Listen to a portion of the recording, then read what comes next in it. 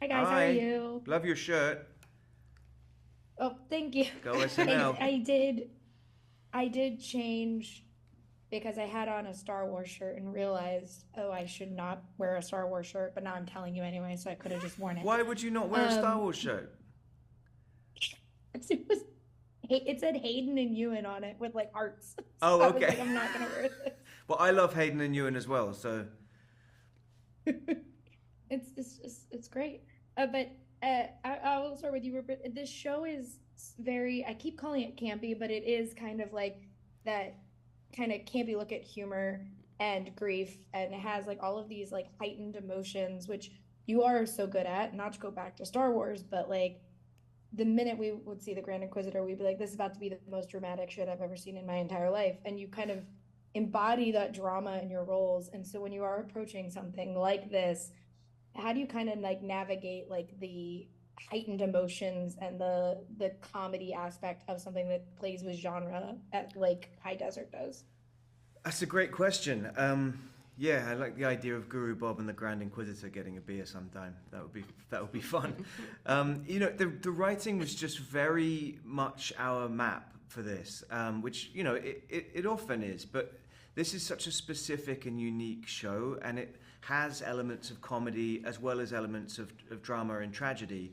But the thing is rooted in the story of this one woman's grief and what she does to Mm-hmm. overcome it, which is, she's very tenacious, and she's kind of, you can't keep her down. She's a eternal optimist.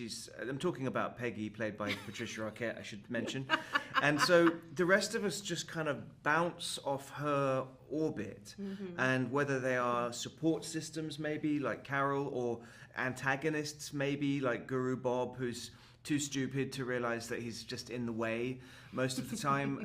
And playing people who are not the sharpest tool in the shed is such a joy. And I thank the writers for coming up with this guy, and for Jay for letting me run with it. And we talked before for the Netflix movie with Slumberland, Jason I Momoa. remember you. Yeah, Hi. I thought I've yeah, because seen I him was talking about before. Friday Night Lights. But you have this way of embodying characters that like you can tell like the amount of work that went into creating them to make them so differently is fascinating to watch because I studied acting, so that stuff is interesting to me. I know people would be like, it's a character. I'm like, yeah, but it's cool to see the breakdown of how they're crafted. Yeah. And so what is like, is there something that you do as an actor that is like the minute you get a role, what do you kind of like look for first in a character when you're about to approach them and like start to build them? I don't know if there's a one thing that I look for. First of all, thank you for noticing all the work I do as an actor. I really appreciate that. I always just want to know as much information as the writer has about the character.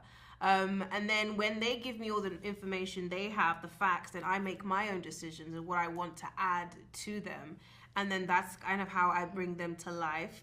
I don't have a specific technique of how I do things. I feel it's a lot of intuition for me. And I just, if I was them, how would I feel? Especially with all the information, you kind of have to do the maths, right? And then you decide Mhm. what you want to do. So myself as an actor, I don't have a specific technique. It's mostly just my intuition and how I feel.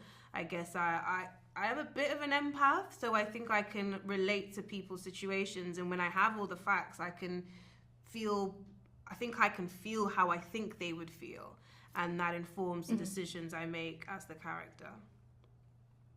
Awesome. Thank you guys so much for talking with me today. I really appreciate it. And I can't wait for people to get to see the show. Thank Thank you. you. Good to see you. Have a great one.